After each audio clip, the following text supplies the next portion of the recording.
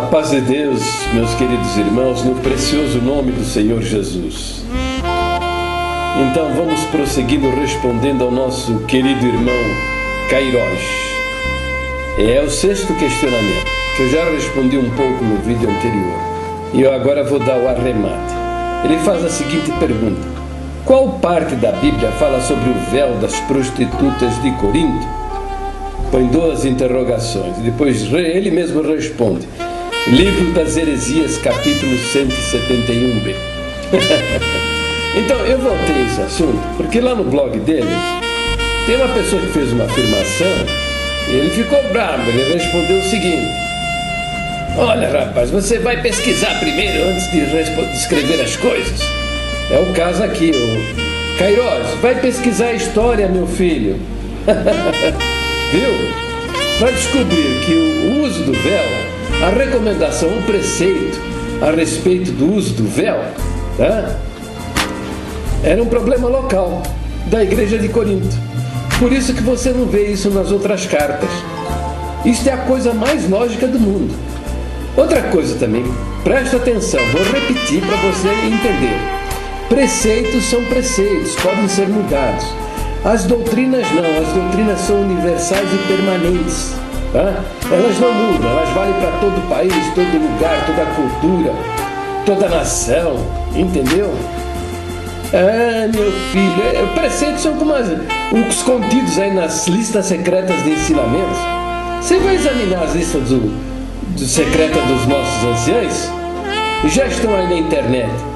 Uma coletânea desde 1968, 1969, tá? Que já forma um livro. Você vai ver um monte de preceitos, orientações e coisas que ontem eram boas e hoje já não servem mais. Então isso não é doutrina, rapaz. Isso aí leva a doutrina à incredulidade. Entendeu? Ora, como é que você pode confiar numa coisa que hoje é boa e amanhã não serve mais? Pensa bem, meu caro. As doutrinas são imutáveis, permanentes, universais. E os preceitos mudam. É simples. Então, veja, vocês fizeram doutrina de não cultuar com a cabeça coberta, né? Vocês fizeram doutrina e estão lá, vou repetir até o gesto, porque ele ensina pra caramba. Vocês estão lá em Israel, a respeito do kippá, né? O Bonfim lá o ancião lá do Bonfim mandou o judeu sentar porque ele estava com o kippá na cabeça. Então agora lá em Israel vocês estão sendo obrigados a engolir essa doutrina, entendeu? E isso leva ao descrédito, rapaz. Para com isso. Bom, então você deveria, vai pesquisar, vai pesquisar a história para responder, tá? Agora vamos ao 7º quesito. Devemos servir a Deus somente naquilo que nos sentimos bem? Ou seja, desta parte da Bíblia eu gostei, mas desta não, então não vou cumprir? Em 2 interrogações, e ele mesmo responde: aquele que diz eu o conheço e não guarda os seus mandamentos é mentiroso e nele não está a verdade. 1 João capítulo 2, versículo 4. Bom, veja bem, eu não vejo por que você está dizendo isso. Você está dizendo que as mulheres não usam o véu porque não gostam, então são mentirosas? Você está com a cabeça, rapaz. Mas que idiotice. E, se é meu respeito, filho, eu estou dizendo lá no meu vídeo o seguinte: se você, mulher, se sente bem orando com o véu, e se você for orar a Deus sem o véu, você se sente mal, sente que está errada, nenhum problema em usar o véu. O que está errado é querer impor isso a outras mulheres, dizer que as outras mulheres não são servas de Deus porque não usam o véu. É isso que eu estou dizendo no vídeo. Eu não tenho nada contra essas pessoas que usam o véu para orar a Deus, com essas igrejas que adotam o uso do véu. Eu estou dizendo que não podemos impor isto às outras pessoas, dizer que Deus não ouve as suas orações porque estão sem o véu na cabeça. Esse está errado, tá? Deus ouve a oração sentado, ajoelhado, deitado, de cócoras. A Bíblia mostra isso o tempo todo, de pé. Vocês é que são cheios de historinhas aí, querendo impor mandamentos de homem em cima da liberdade que a palavra de Deus nos dá. Tá bom, meu filho? Olha, o último comentário, tá? Eu vou deixar para amanhã, tá? É o comentário no qual você introduziu essa série de asneiras que você falou. Tá bom, meu anjo? Me ama, hein? Agora eu gostaria que você aceitasse meu convite, fosse lá no site Nas Pegadas do Mestre e trocasse umas ideias comigo. Antes de me despedir, deixa eu fazer a seguinte observação. Vejo que você está produzindo uns vídeos que são ótimos a respeito da maçonaria. Continua nesse trabalho, tá bom? Porque a congregação já foi dominada por estes homens, tá? Essas duas heresias satânicas que estão aí, né, sendo pregadas pelos nossos ministros.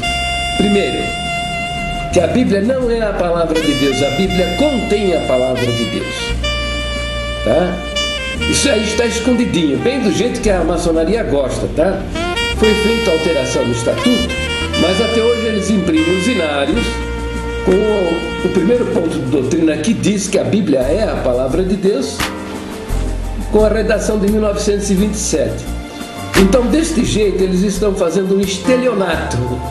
Essa palavra, eu acho que não tem outra, né? Mantém escondido a adulteração da doutrina e continua enganando a Irmandade, imprimindo os inários com a redação de 1927. A redação de 1927 é tal qual está no final do seu inário, que diz que a Bíblia é a infalível palavra de Deus. Então veja as consequências dessa doutrina. Primeiro, se a Bíblia apenas contém a palavra de Deus, ela não é. Se você entende muito bem, entre ser e conter, tem um oceano de diferença, tá? Então veja, segundo, se ela apenas contém a palavra de Deus, ela não serve como única regra de fé e prática, tá? Então já não dá para confiar na Bíblia, porque de repente você confia em alguma coisa, né, que é do homem, não é inspirado por Deus, então babau, nessa daí você pode até perder sua alma. Terceiro, né, com isso, com essa palavra, esses camaradas estão dizendo, ó, esse contendo aí, entre aspas, hein, estão dizendo que a Bíblia foi manipulada e que Deus não foi capaz de preservar a sua palavra ao longo dos séculos. Não foi capaz de preservar a sua palavra da ação do maligno. É isso aí, meu filho, tá? E olha, eles são tão sem vergonha esses camaradas que vai vindo um novinário aí, tá? Estão preparando um novinário, daqui a 1 ano ou 2 ele estará na mão de toda a Irmandade. Só que, veja bem, já estou profetizando, hein? Eles vão tirar os 12 pontos de doutrina lá do final e manter o povo na ignorância da adulteração que eles fizeram, tá bom? Meu filho, esses homens aí são astutos, viu? Eu, quando vi esses homens aí, muitos anos dentro da igreja, olhava para a cara deles, as caras de homens vestutos, vestutos, e não sabia o quanto eles eram astutos. Veja a diferença, o significado destas palavras: vestutos e astutos. Bom, em segundo lugar, tem origem na ação desses maçons aí que estão no ministério a negação da divindade de Jesus Cristo, tá? Está lá no ensinamento, tá? Que ele foi feito Senhor e Cristo depois da ressurreição. Olha que absurdo. A profecia fala que ele nasceu Deus. Isaías diz que ele é Deus conosco. Isaías diz também, lá no capítulo 7 de Isaías, está lá que ele é Deus forte, Ele é Pai da eternidade. Essa criança seria o Deus forte e o Pai da eternidade. João diz, no princípio era o verbo estava com Deus e o verbo era Deus. Todas as coisas foram feitas por intermédio do verbo, e sem o verbo, nada do que foi feito se fez. E diz lá, ó, e o verbo se fez carne e habitou entre nós. Esse verbo veio de dentro de Deus, é o próprio Deus. Gerou a humanidade de Jesus no ventre de Maria. Então, ele nunca deixou de ser Deus. É Deus da eternidade. Como diz a nossa doutrina, ele é verdadeiro Deus e verdadeiro homem. Entendeu? E ao longo de toda a sua vida ele se apresentou como o Senhor. Senhor é Kyrios, a mesma palavra usada na Septuaginta para traduzir o Yahvé lá do Velho Testamento. Ele disse, eu sou a luz do mundo, eu sou o pão que desceu do céu, eu sou o caminho, eu sou a verdade, eu sou a vida, eu sou a ressurreição e a vida, eu sou a porta, eu sou o bom pastor. Antes que Abraão existisse, eu sou.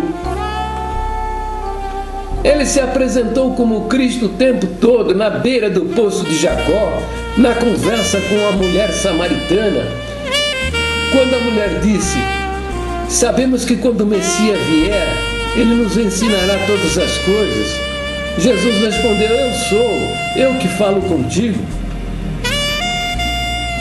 Quando ele perguntou aos discípulos,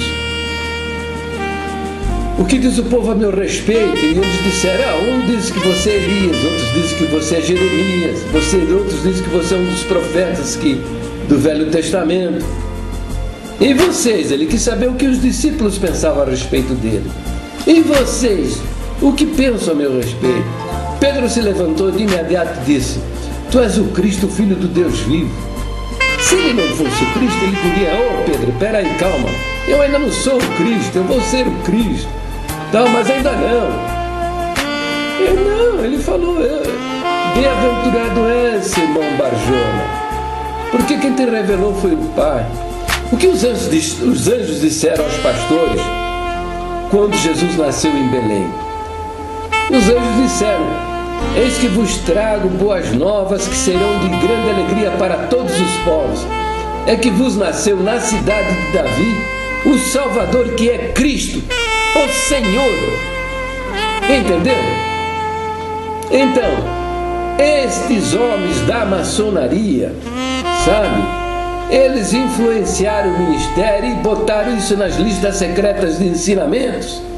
E por isso hoje as palavras do Senhor Jesus não têm autoridade para mudar os pensamentos e formar as crenças na nossa irmandade. Você pode escrever um livro a respeito do que Jesus disse, não vale nada para eles. O que vale são as asneiras que eles escutam, muitas vezes, na tribuna da congregação. É isso, meu filho. Então continua com esse trabalho, mostrando para a irmandade o que é essa porcaria de maçonaria dentro de uma igreja cristã. A ação maléfica que tem essa gente dentro de uma igreja cristã. Fica com Deus, meu filho. Beijocas na bochechas. E tchau.